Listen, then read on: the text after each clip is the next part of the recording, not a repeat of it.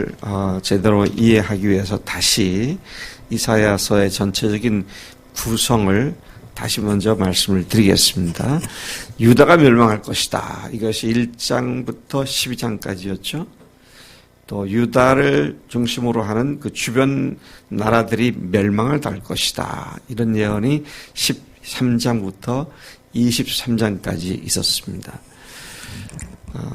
유다 주변국들의 멸망에 대한, 그리고 24장은 어제 보았던, 그리고 오늘도 후반부인 유다와 그 주변국들의 멸망에 이어 만물을 다스리는 여호와의 심판에 대한 예언이 바로 24장이고요. 그리고 25장부터 27장까지는 그 뒤에, 심판 뒤에 따르게 되는 하나님이 세우실 새 왕국의 승리에 대한 노래, 승리를 노래로 예언한 것이다. 그러니까 오늘 24장까지가 멸망에 관한 이야기고 25장부터는 새로운 승리로운 나라를 하나님께서 세울 것이다. 그런 말씀의 내용들입니다. 오늘 본문에서 14절부터 16절 상반절까지에 보면 무리가 소리를 높여 부를 것이다. 이런 말로 시작되어집니다.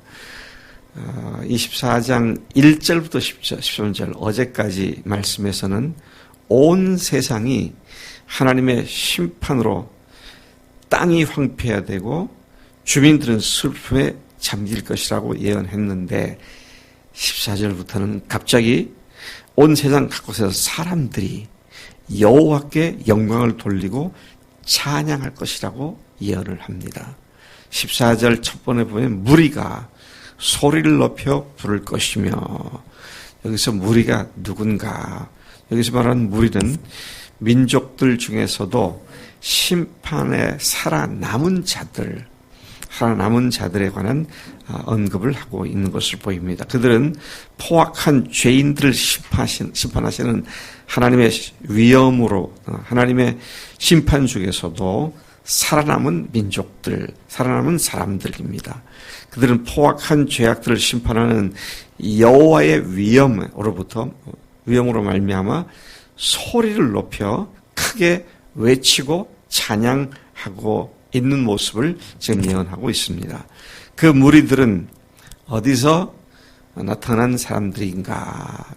여러 곳에 나타나는데요. 바다에서, 동방에서, 바다 모든 섬에서, 그리고 땅끝에서 하나님 여호와의 이름을 영화롭게 하며 의로우신 하나님께 영광을 돌리세. 그들이 외치는 소리가 이거죠. 의로우신 하나님께 영광을 돌리세 라고 외칠 것이라고 예언을 합니다. 5대양 6대주에서부터 그렇게 하나님을 찬양하며 경배하는 자들이 남아있게 될 것이다. 이런 말씀을 하고 있는 것입니다. 16절에 보니까 땅끝에서부터 노래하는 소리가 우리에게 들리기를 의로우신 이에게 영광을 돌리게 하세.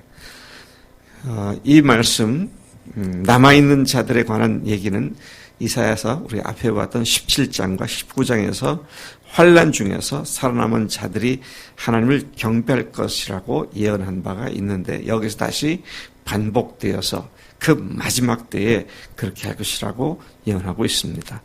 자, 이게 16절 상반절까지인데 16절 하반절에서 갑자기 분위기가 바뀝니다. 즐거운 분위기가 16절 후반부에서 급격히 절망과 탄식의 분위기로 바뀌죠. 그러나 나는 이르기를, 나는 쇠잔하였고 나는 쇠잔하였으니 내게 화가 있도다. 배신자들은 배신하고 배신자들이 크게 배신하였도다. 나는 쇠잔하였고 라는 말은 여전히 세상에 팽배한 배신과 다가오는 무서운 하나님의 심판을 바라보며 남은 자가 슬퍼 소리 지르고 있는 내용입니다. 제가 이걸 같은 16절이지만 공동 번역을 보니까 이렇게 되어 있어요. 그러나 나는 외쳤다. 큰일 났다. 큰일 났다. 이 일을 어쩌나. 배반자들이 끝내 배신하였구나.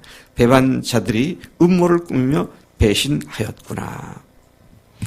여기에 앞서서 쇠잔하다라는 말이 2번 반복해 나오고요. 배신이라는 단어가 4번 반복해 나옵니다.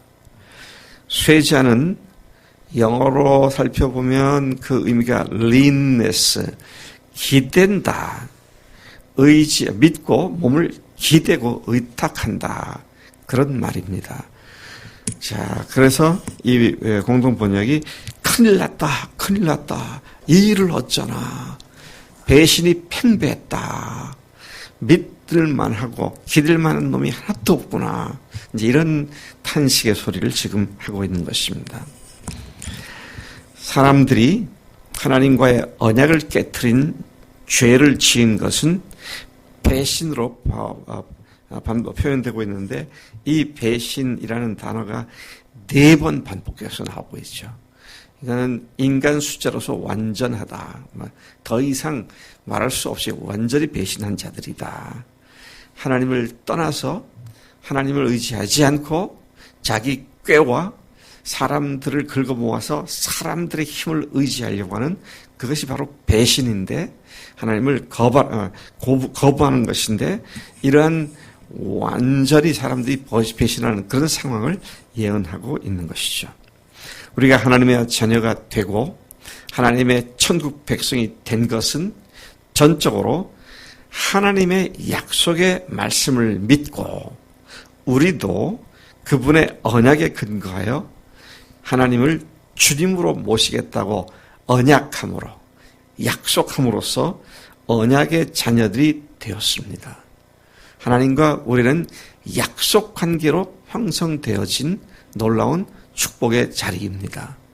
예수님께서 오셔서 죽으시고 부활하신 것이 바로 우리들의 죄 때문이었다, 그렇게 말씀하셨고, 그것을 약속하셨고, 그대로 시행하셨고, 우리가 그분을 나의 주, 나의 하나님이라고 영접하게 됨으로 말미암아 하나님과 우리가 쌍방의 언약이 성립이 되어서, 그렇게 하나님은 우리의 하나님이 되고 우리는 하나님의 백성이 되는 그런 놀라운 자리에 들어갔는데, 구약의 경우에는 율법을 준수하겠다고 하나님께서 율법을 주셨고, 율법을 준수하면 내가 복을 주겠다, 그러니까 이스라엘이 준수하겠다고 해놓고는 매번마다 또 배신하고 배신했던 그 모습과, 오늘 우리가 예수님과 언약관계에 들어와 놓고는 그 언약관계에 충실하지 않는 모습과가 대조되고 비교가 되고 있는 그런 모습인 것을 봅니다.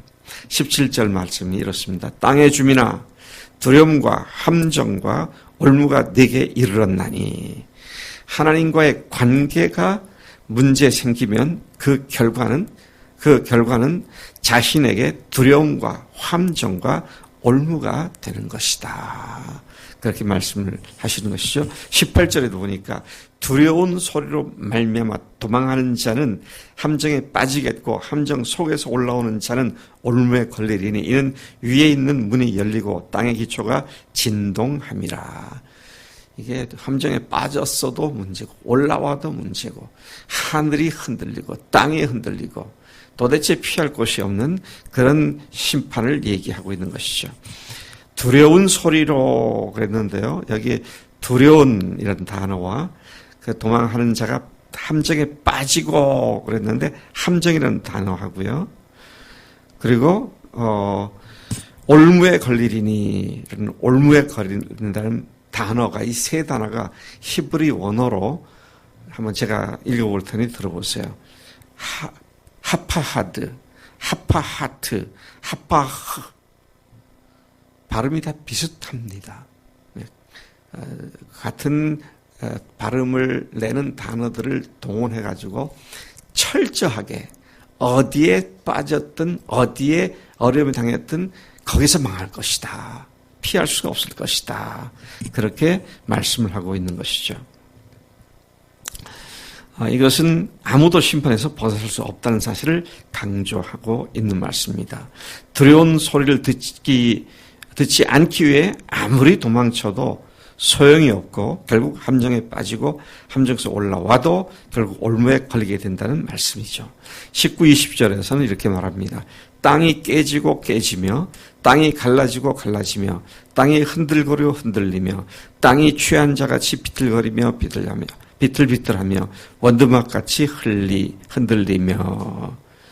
자, 이게 땅이 이렇게 될 거라고 4번 또 반복을 합니다.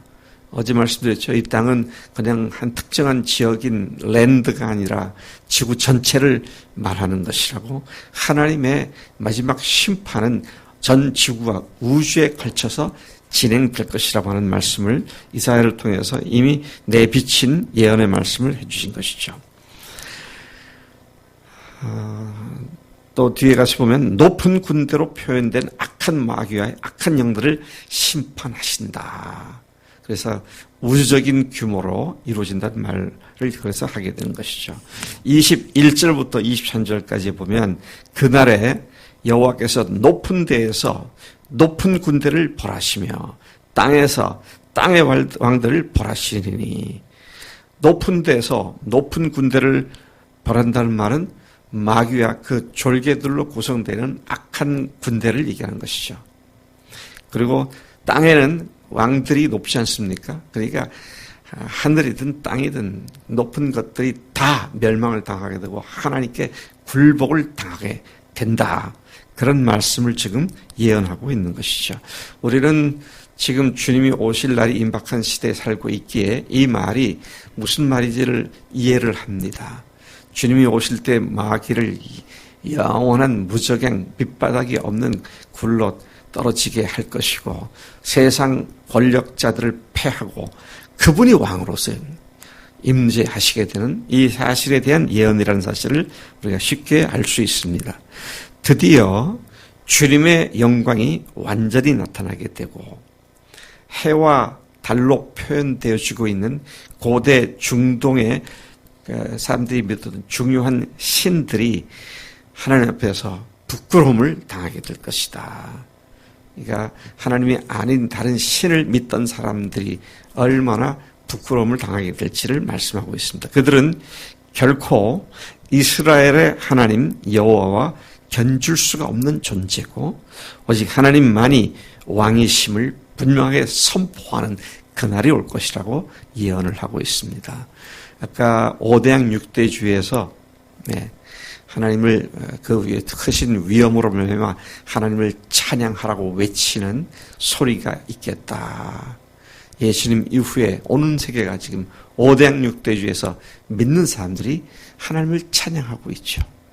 그러나 마귀가 최종적으로 인간들을 또 혼돈시키게 만들고 그래서 또 범죄하게 만들어 하나님을 배반하게 할 때 그때 하나님께서 드디어 최종적인 심판, 우주적인 심판과 함께 하나님의 나라가 그분이 왕으로서 임하게 될 것이라는 전체적인 종말론에 관한 큰 그림과 오늘 이사야의 이 말씀이 같이 맞아떨어지는 것을 보게 됩니다.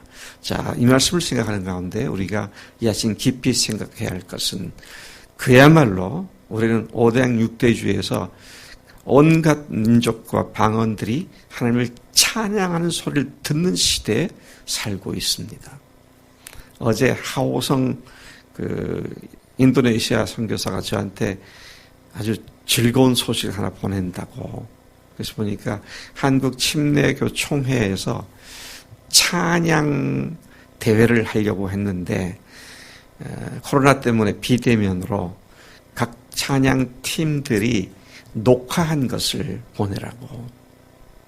근데 인도네시아 하오성 선교사가 세운 고등학생들을 위한 학사관이 있는데 아데사라고요. 우리 교회도 2명이 그때 한 몇 년 전에 왔었죠. 근데 걔네들이 부른 노래가 베스트 10위권 안에 들어가 있더라고요. 너무 좋아가지고 저한테 보냈더라고요. 근데 제가 들어보니까 무슨 말인지 모르잖아요. 예. 전 세계 언어로 하나님을 찬양하게 되는 그 시대에 우리가 살고 있습니다.